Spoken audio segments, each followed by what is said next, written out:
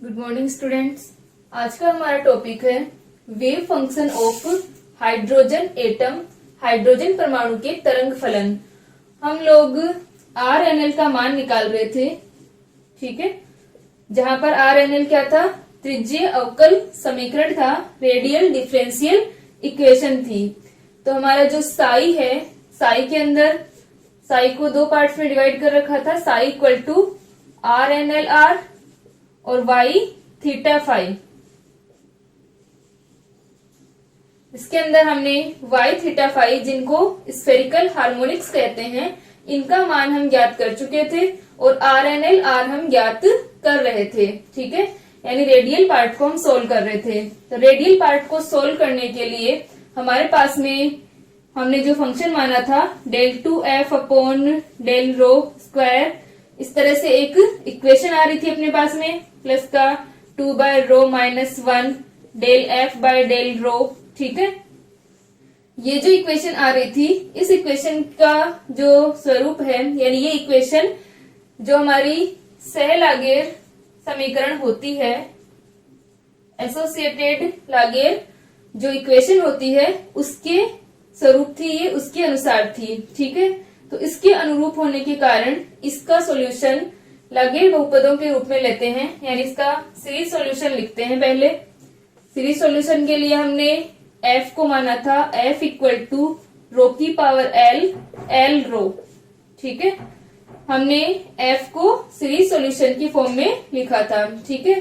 फिर इसको श्रेणी विस्तार करते हैं और श्रेणी विस्तार से लेमडा के ऊपर हम एक प्रतिबंध लगाते हैं, लेमडा इक्वल टू n लेते हैं, ताकि ये श्रेणी कुछ पदों के बाद में समाप्त हो सके, क्योंकि हमें इसे अनंत नहीं करना है, हम यहाँ पर बहुपद लेंगे, ठीक है। तो लेमडा इक्वल टू n रख करके हमने अल्फा का मान निकाला था, ठीक है। Rho equal to alpha r से हमने फिर रो का मान रखा था और रो का मान अपने पास में आया था 2r upon n a note, ठीक है।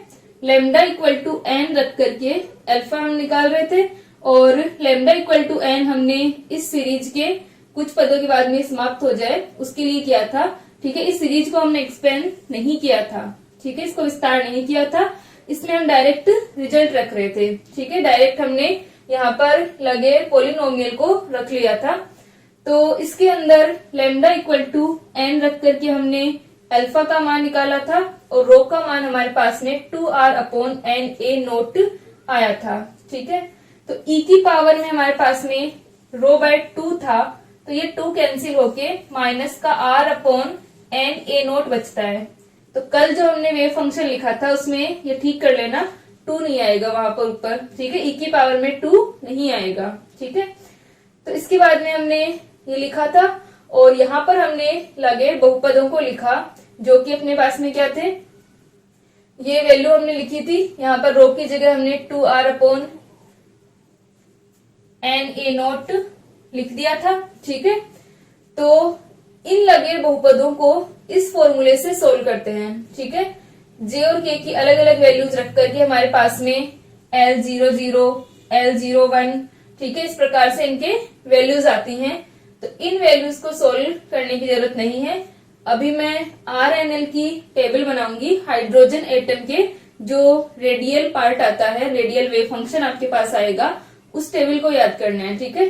तो उस टेबल को याद कर लेना, जिस प्रकार हमारे पास में YLN की टेबल थी वैसे ही RNL की बनाएंगे हम N और L के अलग अलग मानों के लिए, ठीक है। तो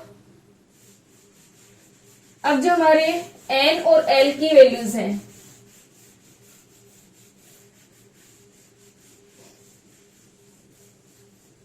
ठीक है, इसके अंदर जो हमारे वेव फंक्शन आएंगे उसके अंदर हम देखेंगे 3 उसके अंदर हमें विशेषताएं मिलती हैं कि एक तो हम क्या रखते हैं कि n की मान के लिए, n के किसी मान के लिए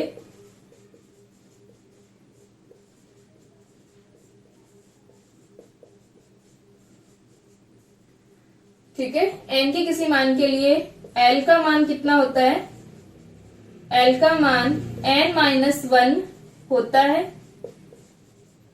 तथा ml के मान कितने होंगे, 2l+1 होते हैं। ठीक है, यानी n का हमारे पास में कोई भी मान है तो उसके लिए हमें क्या मिलेगा, n-1 l के मान मिलेंगे। ये हम क्यों लिख रहे हैं, क्योंकि यहाँ पर जब हम RNL के मान निकालेंगे तो हमारे पास में क्या आएगी, डिजेनरेसी आएगी, अपभ्रष्टता आएगी। ठीक है, यानी n की एक वैल्यू के संगत हमें एक से ज्यादा r के मान मिलेंगे, वे फंक्शन हमें मिलेंगे। यानी जैसे मान लो हमने n=1 रखा, n=2 रखा, तो n=2 के लिए l और ml के मान एक से ज्यादा होंगे। ठीक है, एक से ज्यादा होंगे तो एक से ज्यादा हमें RNL मिलेंगे। ठीक है, तो हम ये डिजेनरेसी देख रहे हैं कि कितनी डिजेनरेसी होगी किसी भी लेवल के अंदर। ये हमारी प्रिंसिपल क्वांटम नंबर है, तो ये हमारे लेवल हैं, जैसे ये ग्राउंड लेवल हो गया, फर्स्ट एक्साइटेड स्टेट लेवल है। तो इन लेवल्स के लिए क्या रहेगी, डिजेनरेसी रहेगी। तो वो डिजेनरेसी कितनी आएगी वो हम इससे देखते हैं। ठीक है,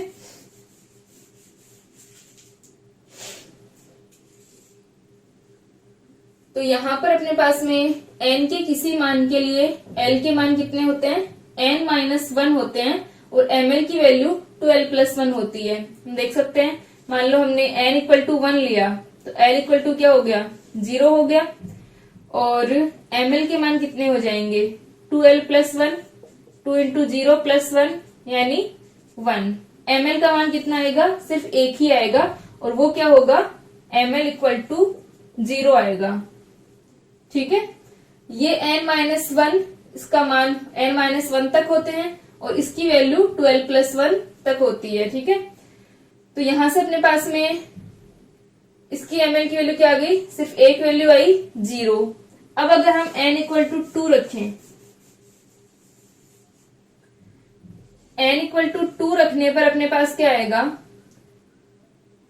इसके l के मान n-1 तक, तो n-1 कितना हो गया, 1।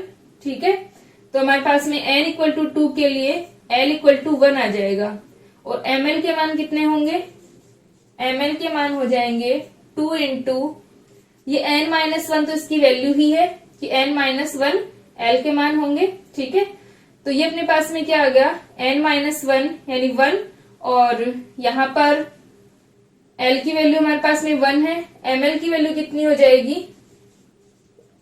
2 × 1+1 यानी 3। ठीक है, ml की वैल्यू कितनी होंगी, 3 होंगी।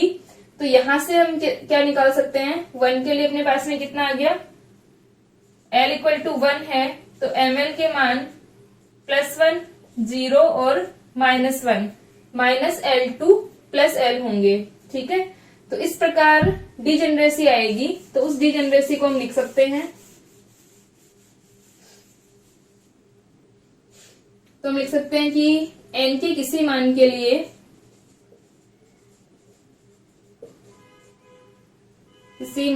लिए तरंग फलनों की संख्या, कुल तरंग फलनों की संख्या निम्न होगी।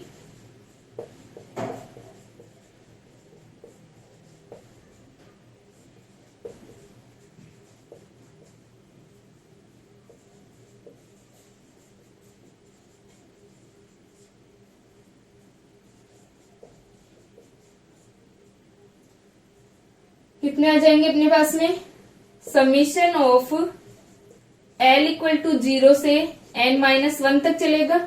ठीक है, l कहां से कहां तक होता है, l=0 से n-1 तक, तो l=0 से n-1, और ml की वैल्यू कितनी होती है, 2l+1।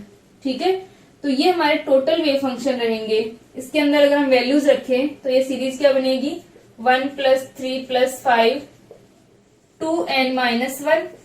ठीक है, और इसका हम समीशन लिख सकते हैं, क्या हो जाएगा, n/2 फर्स्ट टर्म, ठीक है, a + nth टर्म अपनी, तो वो कितना हो जाएगा, n/2, और a कितना है अपना, 1 + 2n-1,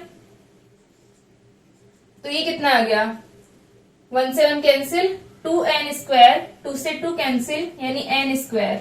ठीक है, तो n की किसी भी वैल्यू के लिए हमें n² वेव फंक्शन मिलेंगे, यानी इतनी क्या होगी, अपभ्रष्टता होगी, डीजेनरेसी होगी।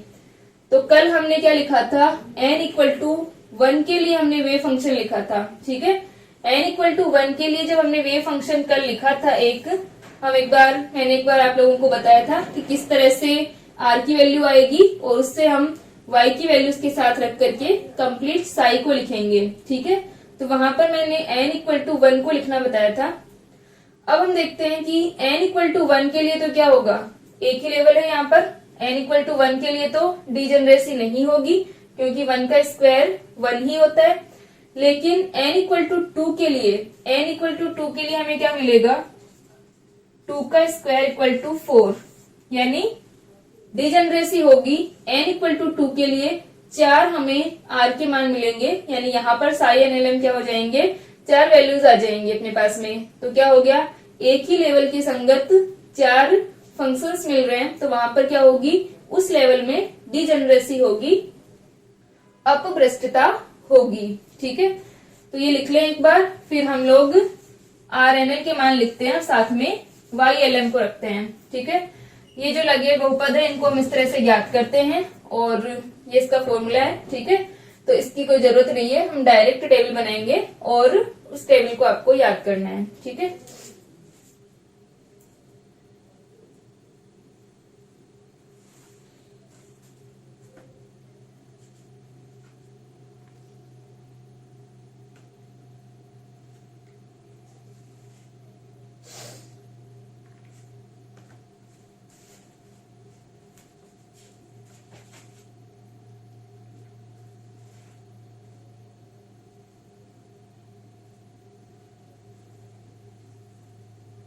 ठीक है, यहां तक हो गया।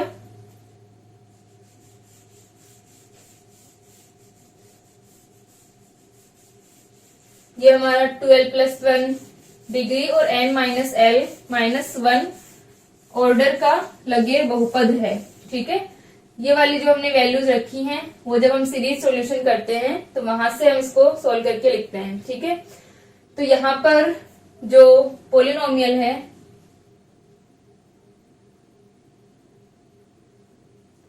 ठीक है, लगे पोलिनोमियल को यूज करके और n और l की अलग अलग वैल्यूज के लिए हम RNL का मान निकालेंगे। तो यहाँ पर हम लिख रहे हैं n की वैल्यूज और यहाँ पर l की वैल्यूज। ठीक है, और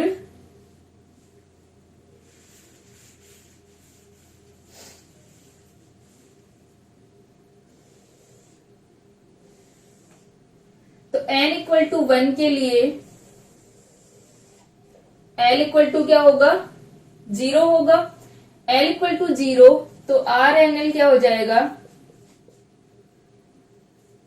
जब हमारा n=1 है और l=0 है तो यहाँ पर ये वाली वैल्यू क्या आ गई, 2/a0 का होल क्यूब, कल भी हमने इसको किया था, और 1/2 बचेगा यहाँ पर सिर्फ, क्योंकि बाकी n तो 1 है, और इसकी पावर 1/2, तो 2 का क्यूब 8 होता है और अपॉन में 2 यानी 4 हो जाएगा, और 4 की पावर 1/2, तो 2 को हम बाहर ले सकते हैं, 2/√a0³ ठीक है, क्योंकि a0 का क्यूब है और पावर 1/2 है, और e की पावर माइनस का r/a0 ठीक है, और l=0, ये वाली वैल्यू 0 हो जाएगी और इसका मान 1 होता है इसके लिए। ठीक है, तो ये हमारे पास में वेव फंक्शन आ गया।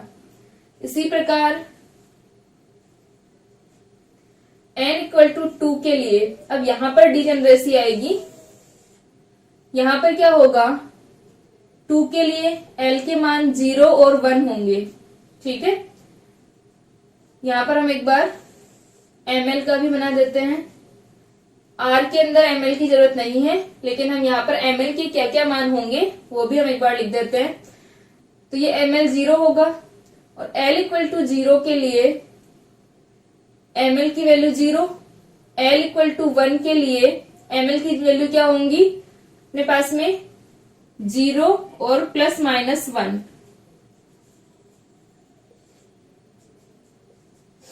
ठीक है। जब L 0 है तब तो ML 0 होगा ही, L 0 है तो ML भी क्या हो गया, 0 हो गया, क्योंकि ये -L2 + L होता है, ठीक है।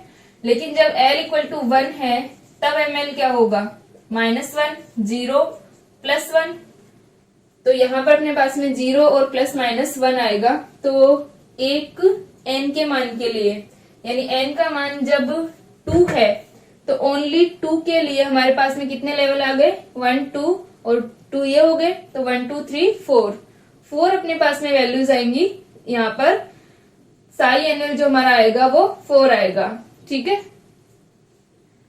तो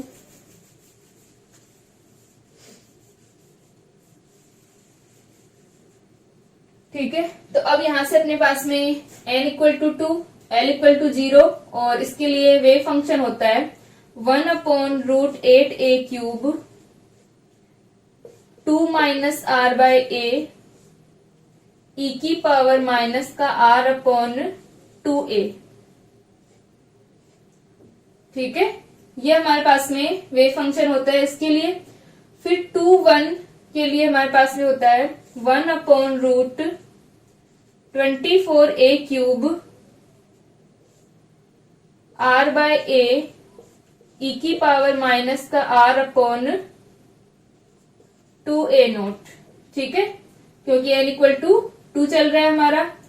अब RNL जो है, R पर फर्क किसका पड़ेगा, सिर्फ N और L का। तो यहाँ पर हमारा N 2 था और L क्या था, 0 था, तो ये हमारा वेव फंक्शन आ गया। फिर हमारा N 2 है और L 1 है, तो ये वाला आ गया। फिर N = 2 और L = 1 ही रहेगा, लेकिन यहाँ पर ML की वैल्यू चेंज हो रही है, तो वेव फंक्शन तो हमारा फिर से आएगा, लेकिन सेम ही आएगा जो पहले आया है, क्योंकि अब भी n = 2 है और L = 1 है, ठीक है। तो n = 2 और L = 1 ही है, तो यहां से अपने पास में क्या हो गया, क्योंकि ML चेंज हो रहा है, अब ML चेंज हो रहा है +-1, तो यहाँ पर y पर फर्क पड़ेगा, r सेम रहेगा, ठीक है। तो ये वाली वैल्यू भी 1/√24a³ r/a e⁻⁻²r/2a0 ही आएगी। तो ये तो हमारे आगे रेडियल वेव फंक्शन आ गया, त्रिज्यीय तरंग फलन है हाइड्रोजन एटम के लिए। इनके साथ में हम एक बार YLM की वैल्यू भी रख लेंगे और फिर कंप्लीट साई NLM को लिखते हैं, ठीक है। उसके बाद में हम प्रोबेबिलिटी निकालेंगे कि पार्टिकल की प्रोबेबिलिटी क्या होगी, ठीक है, और उसके बाद में हम इनके ग्राफ ड्रॉ करते हैं, ठीक है। इसको बना लें।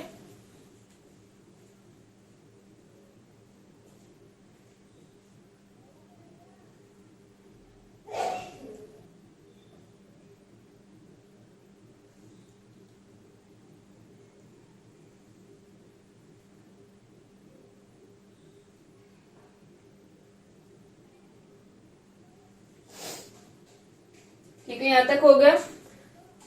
अब हम इसके साथ में अगर YLM θ को भी ऐड करें,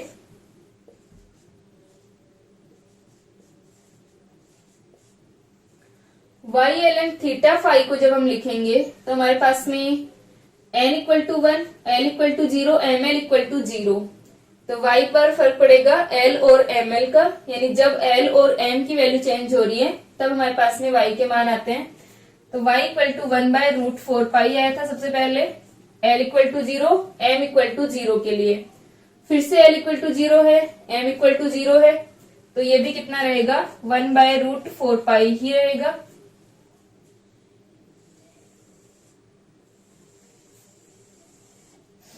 ठीक है, इस वाली वैल्यू के लिए भी 1/√4π।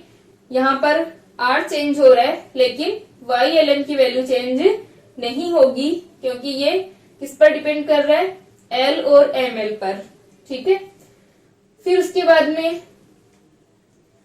1/√4π आ गया हमारे पास। अब L = 1 है और ML = 0 है, तो इसकी वैल्यू प्रीवियस लेक्चर में जो हमने टेबल बनाई थी वहां से देख लेना। इसकी वैल्यू क्या आई थी हमारे पास में, -+√3/4π cos θ, ठीक है। और उसके बाद में आई थी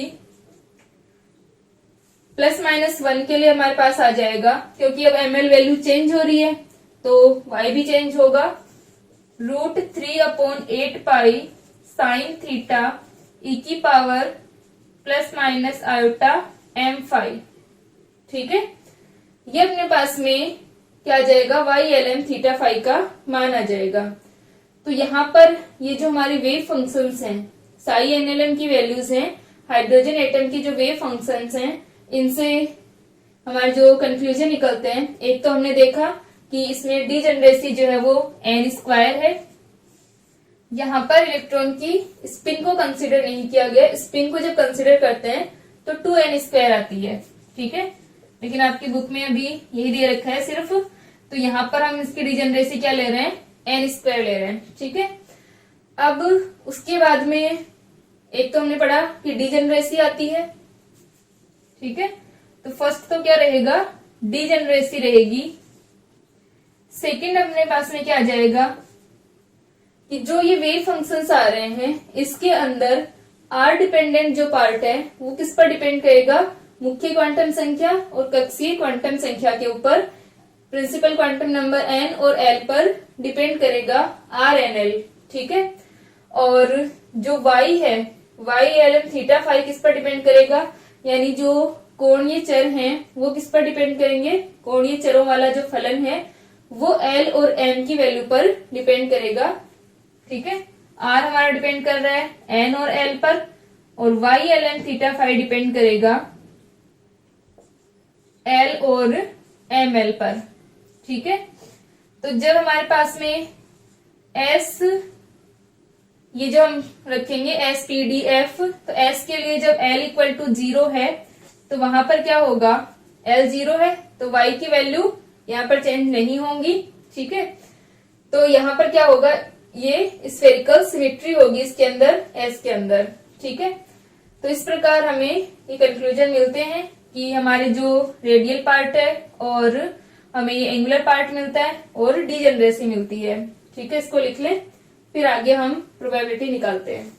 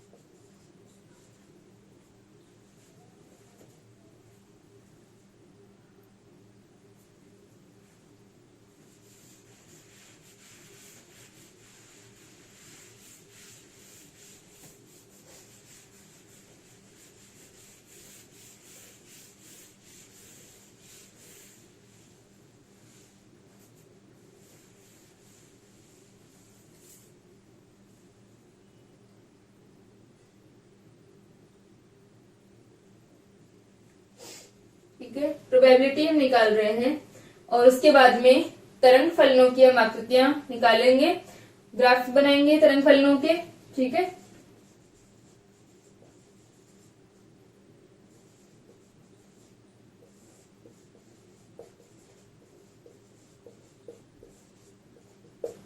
एनर्जी आइगन वैल्यूज भी नहीं निकाली थी अभी हमने, तो उनको भी हम निकालेंगे। लैम्डा =n जो हमारा कंडीशन थी, उससे हम लोग एनर्जी आइगन वैल्यूज को निकालेंगे, ठीक है।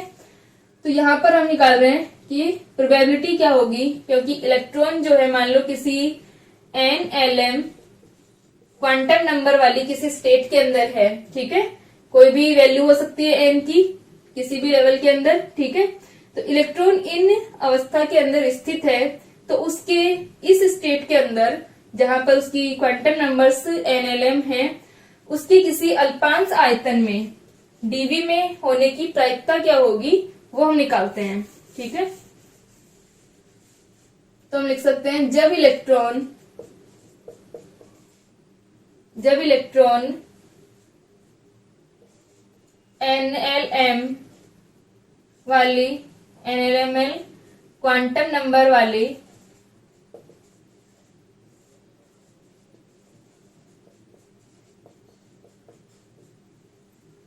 किसी स्थायी अवस्था में स्थित है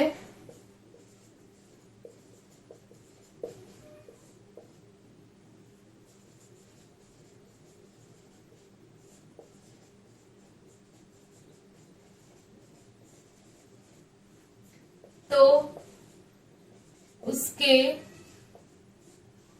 r θ φ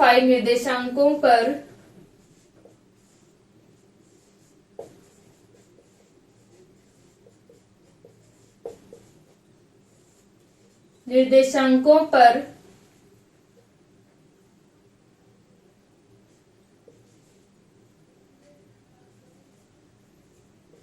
अल्पांश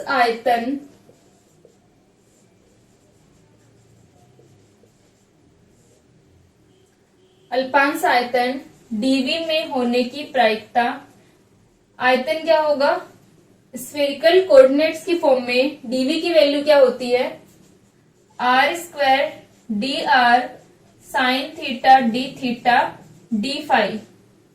ठीक है, जहां पर r रेडियस है और दो क्या है, एंगल है थीटा और फाई।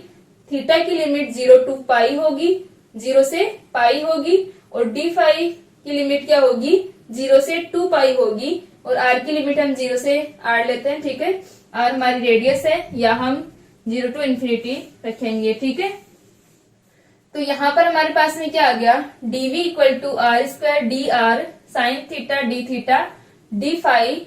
इस अल्पांश आयतन में वॉल्यूम एलिमेंट के अंदर स्थित होने की प्रायिकता क्या होगी, में स्थित होने की प्रायिकता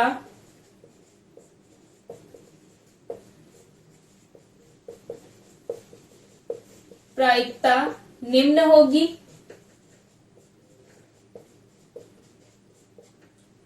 क्या आ जाएगा अपने पास में, प्रायिकता का फॉर्मूला क्या होता है, mode of Sai and LM r θ φ के मोड का स्क्वायर और dV।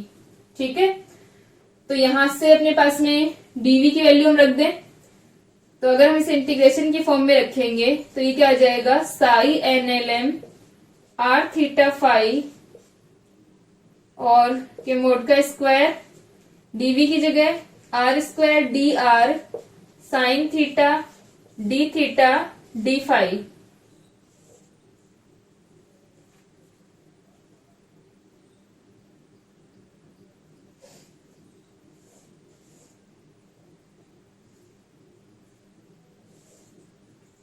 ठीक है, ये हमारे पास में आ जाएगी प्रोबेबिलिटी।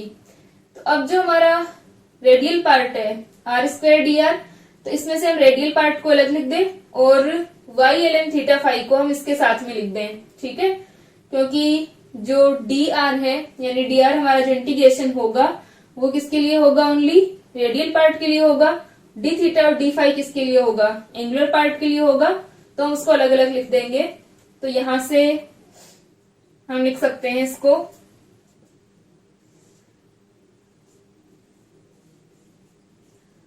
मोड ऑफ RNL का स्क्वायर r² dr। ठीक है, और sine theta d theta d phi, इसके लिए हम लिख देंगे YLM थीटा फाई के मोड का square sine theta d theta d phi, sine theta d theta d phi. ठीक है, तो ये वाला जो पार्ट है वो थीटा फाई डिपेंडेंट था, तो यहां से इंटीग्रेशन इसके लिए हो जाएगा और RNL का स्क्वायर अपने पास में अलग आ जाएगा। ठीक है, इसको लिख लें एक बार।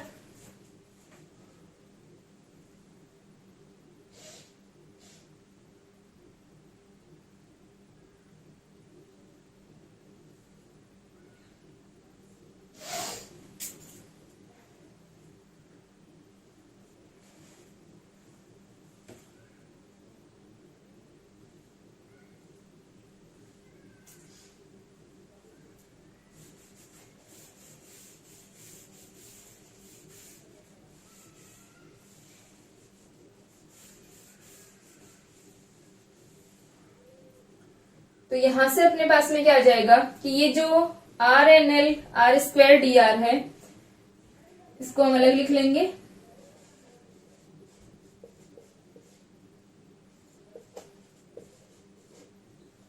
dr, और ये जो हमारा इंटीग्रेशन है y थीटा फाई का square sine theta D theta d phi, ठीक है, ये वाली वैल्यू हमेशा 1 हो जाती है। ठीक है, तो यहां पर अपने पास में जो प्रायिकता बचेगी वो क्या आएगी, यही आ जाएगी, क्योंकि हम चेक करके देख सकते हैं यहाँ पर y थीटा फाई का ये square sine theta d phi, तो y theta phi L equal to 0 और M इक्वल टू 0 पर रख के देखें हम एक बार, तो इसका मान क्या आएगा, y00 का मान क्या था 1/√4 पाई। ठीक है, तो इसके अंदर हम वैल्यू रख दें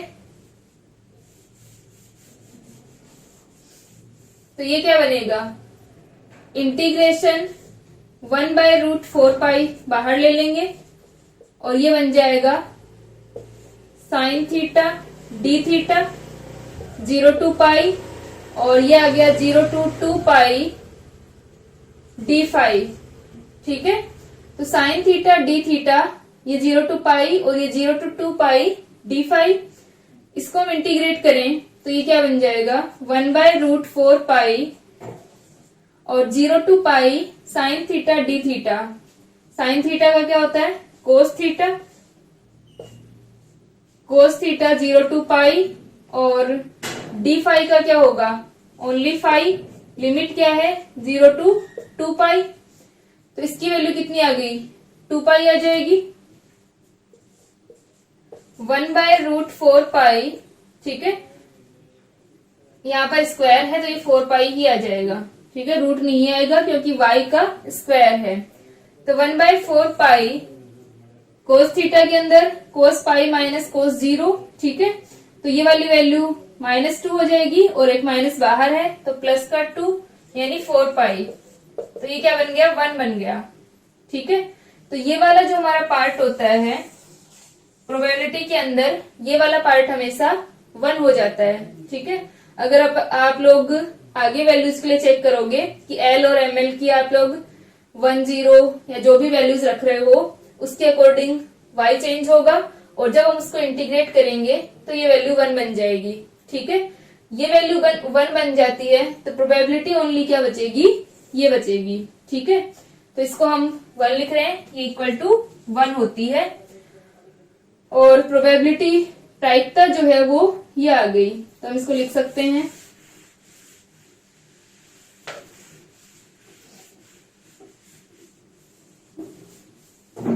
मोड ऑफ RNL का स्क्वायर R²dr, ये क्या हो जाएगी, यह है इलेक्ट्रॉन के नाभिक से, ठीक है, इलेक्ट्रॉन की नाभिक से R तथा R+dr दूरी के मध्य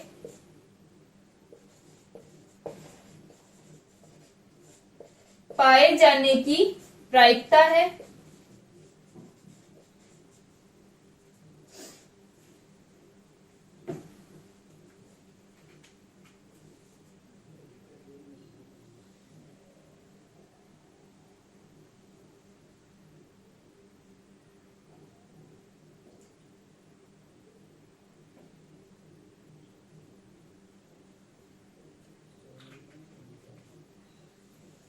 ठीक है, पाए जाने की प्रायिकता है, इसे प्रायिकता वितरण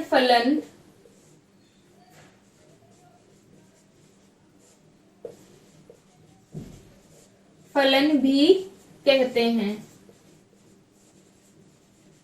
ठीक है, इसका मतलब जब भी हमें किसी भी लेवल के अंदर प्रोबेबिलिटी निकालनी होगी तो हम इससे निकाल लेंगे। ठीक है, R की वैल्यूज आ जाएंगी हमारी, जैसे 1 0 आ गई, R की 1 0, और n का अगर 2 है 2 0 आ गया, R2 1 आ गया, ठीक है। तो इस प्रकार क्या होगा, r के अलग अलग वैल्यूज के लिए प्रोबेबिलिटी अगर हमें निकालनी होगी तो हम इस फॉर्मूले से निकालेंगे। बाकी का जो पार्ट होता है एंगुलर पार्ट वो क्या हो जाता है, 1 हो जाता है, ठीक है। तो इसे क्या कहते हैं, प्रायिकता वितरण फलन कहते हैं, ठीक है। इसको लिखें एक बार।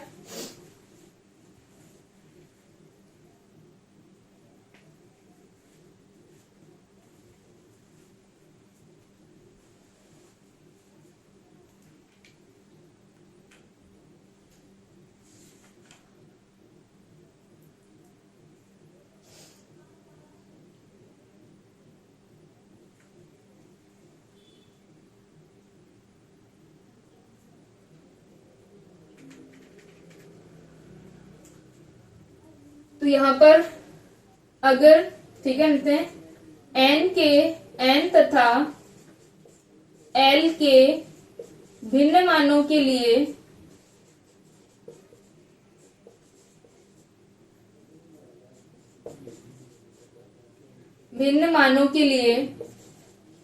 RNL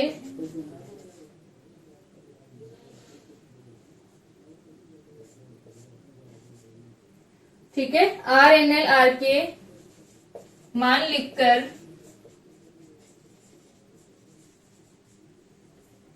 प्रायिकता ज्ञात कर सकते हैं,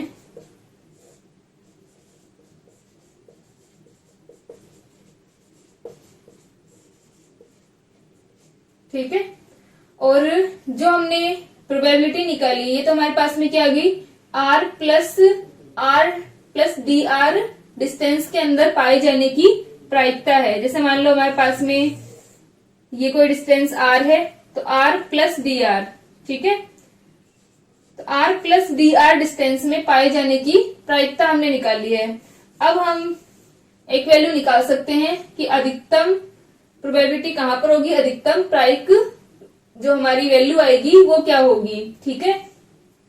कि ये अपने पास में प्रायिकता आ रही है किसी भी डिस्टेंस के अंदर पाए जाने की, और मोस्ट प्रोबेबल डिस्टेंस क्या होगी, ठीक है, मोस्ट प्रोबेबल डिस्टेंस, ठीक है। वहां पर क्या होगा, इलेक्ट्रॉन के पाए जाने की प्रायिकता अधिकतम होती है, उस वैल्यू को भी हम निकाल सकते हैं, ठीक है।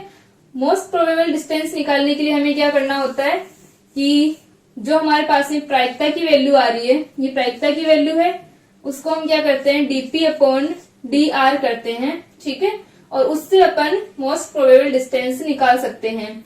तो पहले हम प्रायिकता के लिए कर्व बनाएंगे, ग्राफ बनाएंगे, उन ग्राफ से हम देखेंगे और फिर हम इसकी मोस्ट प्रोबेबल डिस्टेंस को याद करेंगे, ठीक है।